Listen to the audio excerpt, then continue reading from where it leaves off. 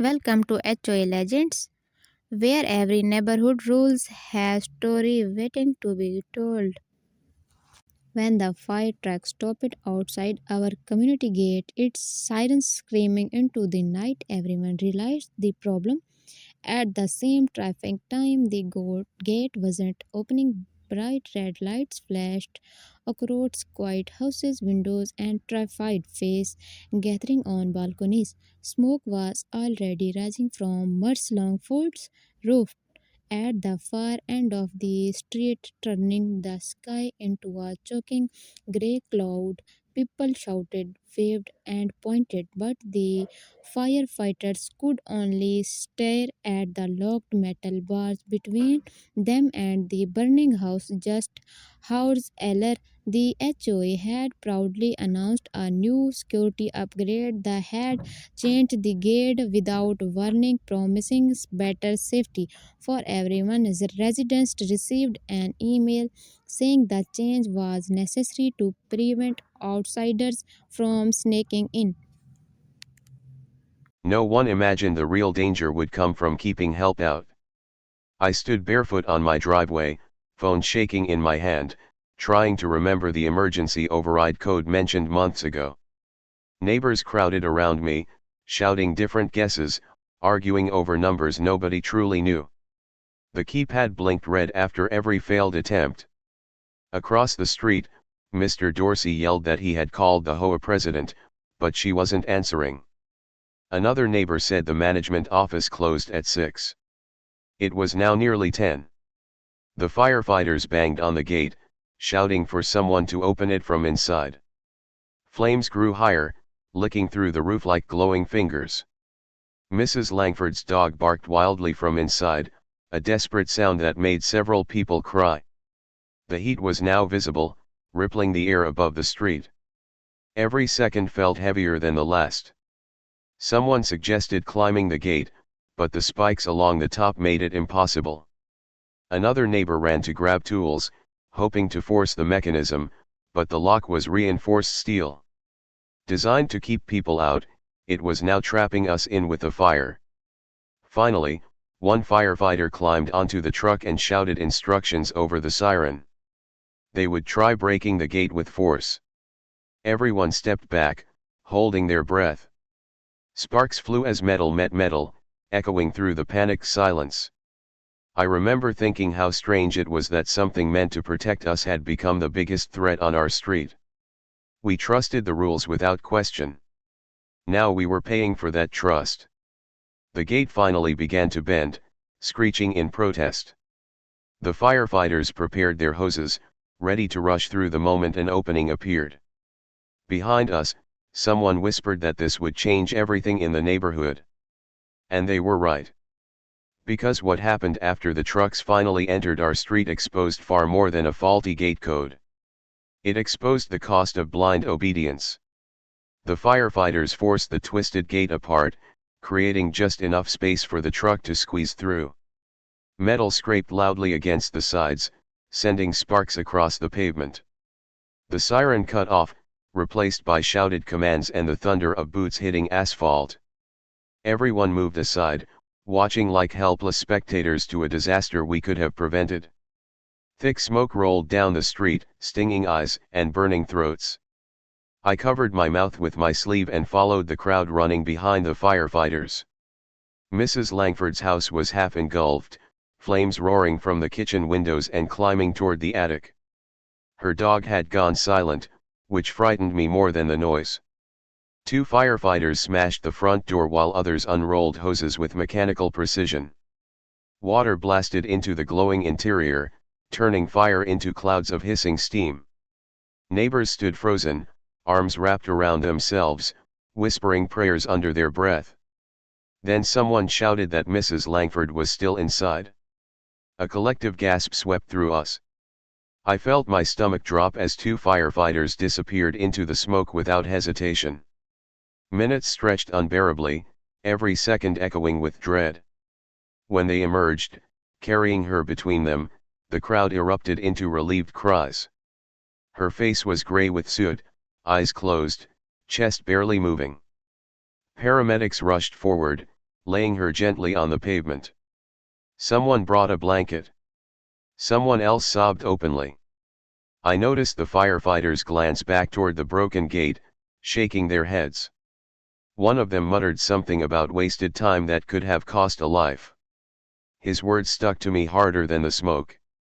Behind us, people started arguing. Angry voices blamed the HOA, the management, the new code, the lack of notice. Phones came out, recording the damage, the delay, the consequences. Fear was turning into fury. As the flames slowly weakened, the reality settled over the street. This wasn't just an accident. It was a chain of decisions made in a meeting room far from smoke and sirens. Decisions none of us questioned until now. I looked around at my neighbors, seeing something new in their expressions. Not fear, but realization.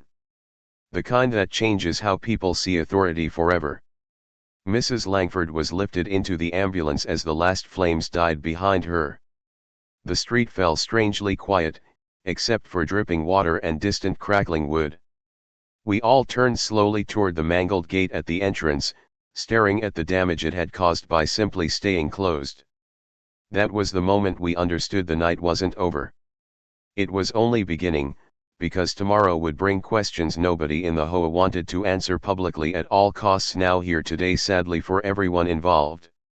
Morning arrived with an uneasy silence that felt heavier than the smoke from the night before.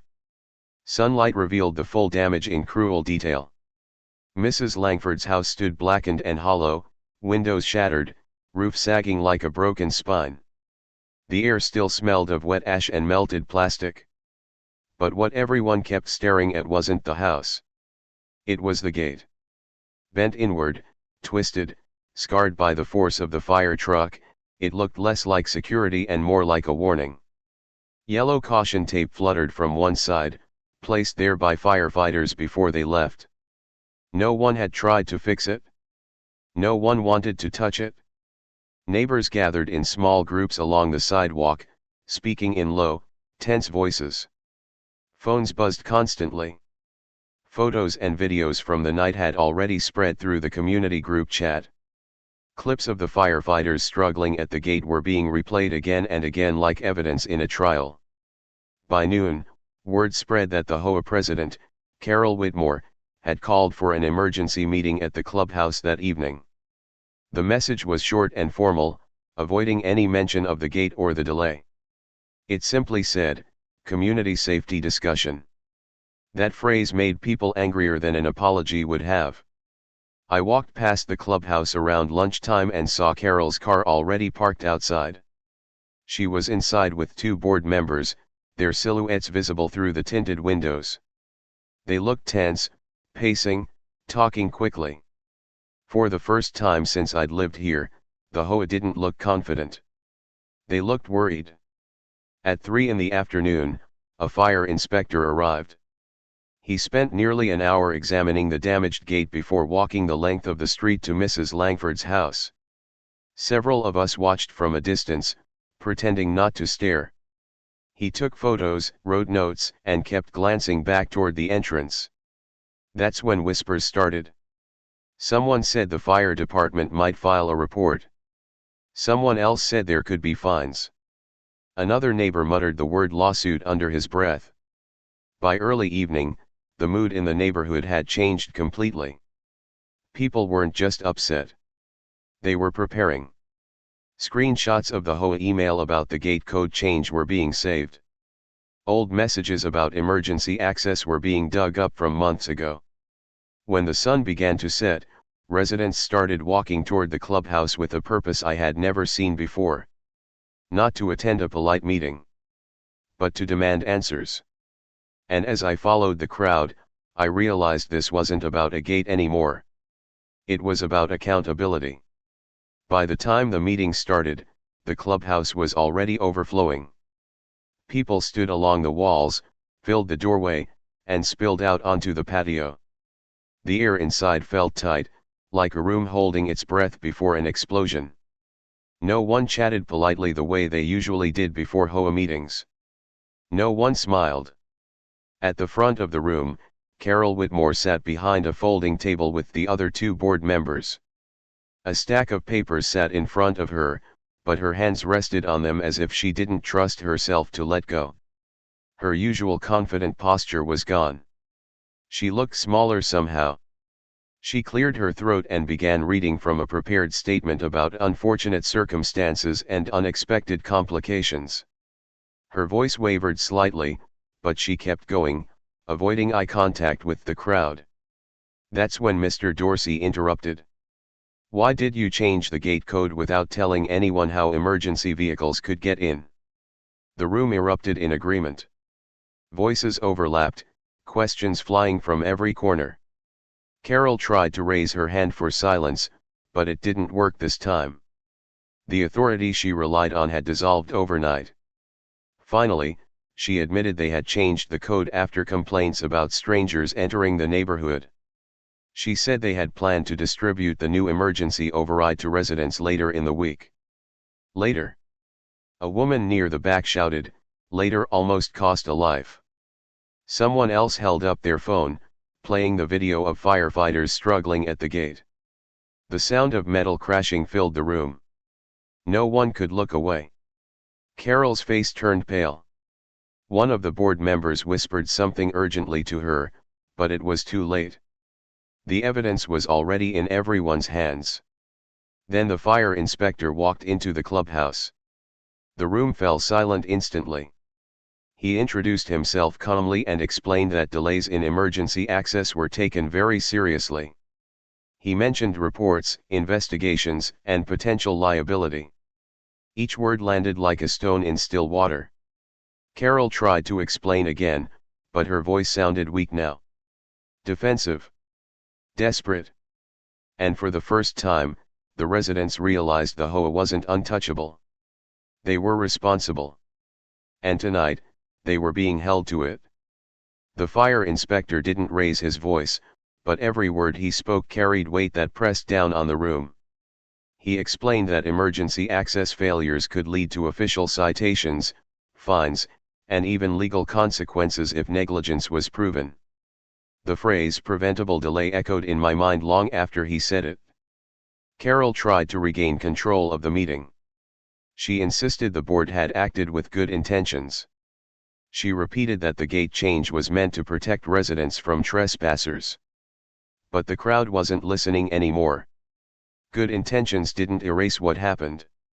A neighbor near the front stood up and read directly from the HOA's own bylaws on his phone.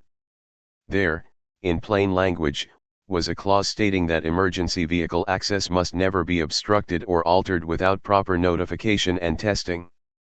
People murmured loudly as the words sank in. Carol's eyes widened slightly. She hadn't expected anyone to come prepared. Another resident stepped forward and asked the question nobody had yet voiced out loud. "Did you test the new code with the fire department before activating it?" Silence answered for her. That silence told us everything. Someone from the back shouted, "You gambled with our safety." Others followed, anger spilling over in waves. The meeting was no longer a discussion. It had become a reckoning. One of the board members suggested forming a committee to review safety procedures, but the suggestion was drowned out by disbelief. A committee felt insultingly small compared to what had happened. Then Mr. Dorsey spoke again, this time calmly but firmly. He proposed a vote of no confidence in the current HOA leadership. The words cut through the noise like a blade. People turned to look at Carol, waiting for her reaction. She looked stunned. In all the years of tidy meetings about lawn heights and trash bin schedules, no one had ever challenged the board's authority so directly. But tonight was different. Tonight, the consequences were visible in burned wood and twisted metal. Hands began to rise slowly around the room in agreement. Not angrily now, but decisively. Residents weren't shouting anymore. They were choosing. And Carol realized, too late, that control had already slipped from her hands. The vote didn't happen with ballots or formal procedure. It happened with raised hands, steady voices, and a unity the neighborhood had never shown before. One by one, residents stood and declared they no longer trusted the current HOA board to make decisions about their safety. Carol tried to interrupt, reminding everyone that removals required official steps and written notices. But her words sounded procedural, detached from the emotion filling the room. For the first time, the rules she relied on felt fragile. Mr. Dorsey suggested calling for a special election as soon as legally possible. Several neighbors volunteered to help organize it. Phones came out again, not to argue this time, but to document, to plan, to move forward. The fire inspector quietly stepped aside, observing. He didn't need to say anything else. The damage had already spoken. Then something unexpected happened. Mrs. Langford's daughter walked into the clubhouse. She had driven in from out of town after hearing about the fire. Her face was pale from exhaustion and fear, but her voice was clear. She thanked the firefighters, thanked the neighbors, and then turned to face the HOA table. "My mother trusted this neighborhood to be safe," she said. "Last night, safety was a locked gate. No one moved. No one spoke." The sentence hung in the air, impossible to ignore. Carol lowered her eyes. That moment did more than any argument could. It transformed frustration into purpose. This wasn't about anger anymore. It was about making sure nothing like this could ever happen again. By the time the meeting ended, residents had formed a temporary safety group. They planned to contact the city, the fire department, and a legal advisor. Not to create drama, but to create accountability. As we walked out into the cool night air, people didn't linger like they usually did after meetings. They went home with determination instead of small talk. I glanced at the broken gate under the streetlight. It looked different now. Not like a failure, but like evidence. Evidence that this neighborhood was about to change in ways no one had expected. The next morning, the neighborhood woke up with a sense of purpose that felt unfamiliar but energizing. Instead of quiet routines and polite waves across driveways, residents gathered in small groups, talking with focus and intent. Laptops appeared on patio tables. Phones rang constantly. People who had barely spoken before were now working together like a team. The temporary safety group met at my house because it was closest to the damaged gate. Mr. Dorsey brought printed copies of the HOA bylaws. A retired lawyer from 3 streets over joined us with a legal pad and a sharp eye for detail. Someone else had already contacted the fire department requesting an official incident report. We weren't guessing anymore. We were collecting facts. By midday, we had a timeline. The email announcing the gate code change. The exact time of the fire. The delay recorded on video. The arrival time of the firefighters.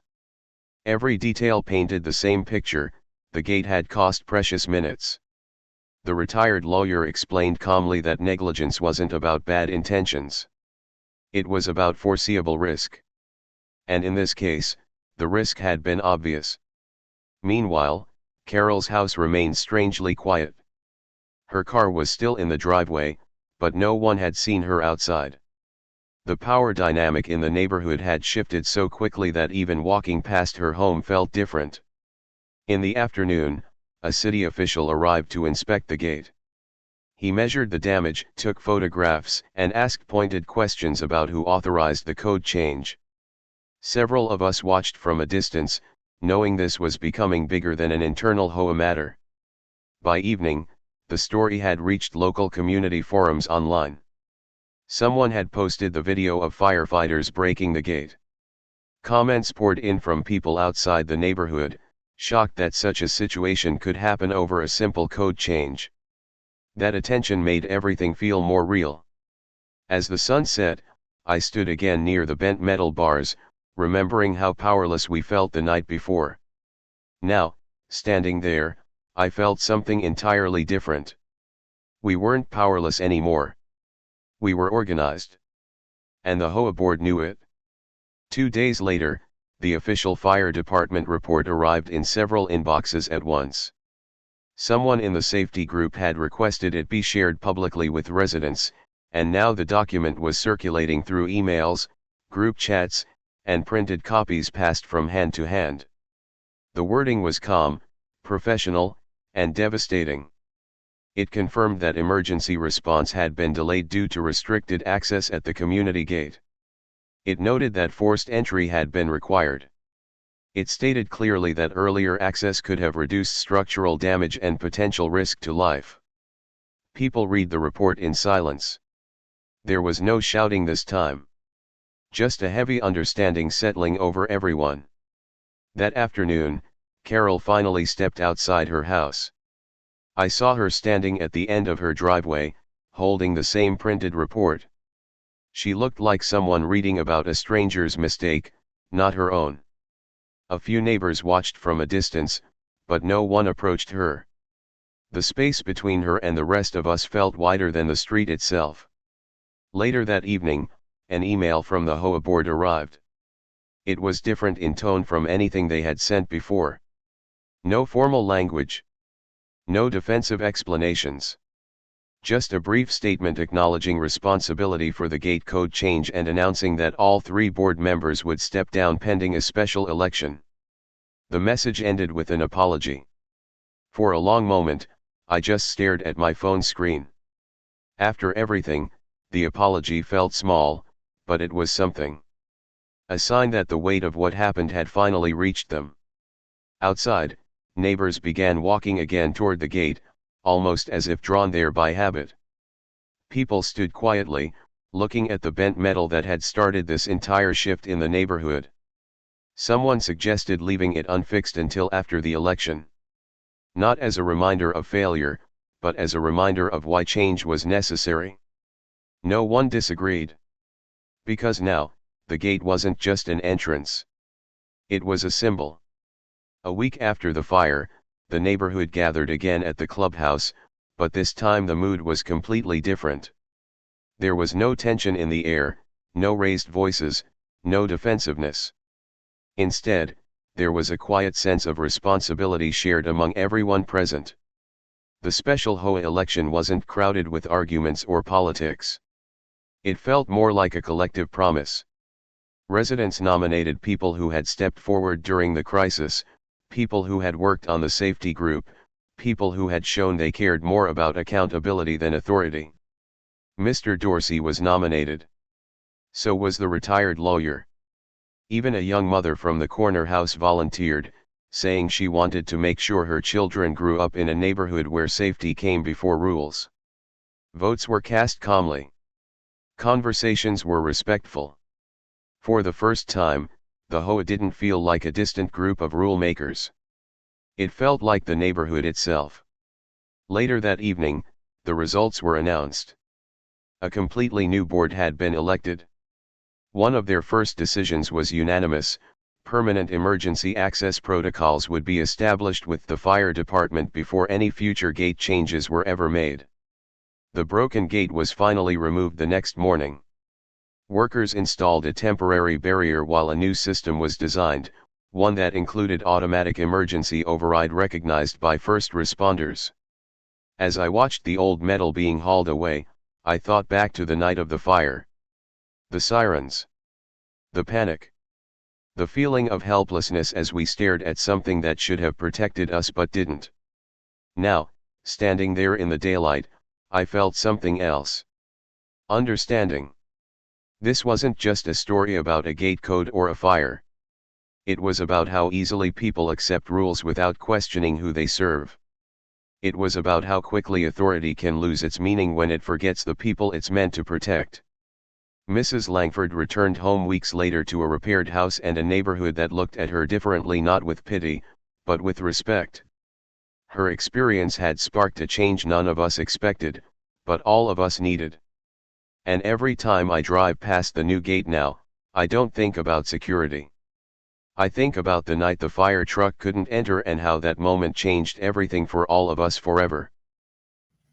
Welcome to HOA Legends, where every neighborhood rules has story waiting to be told.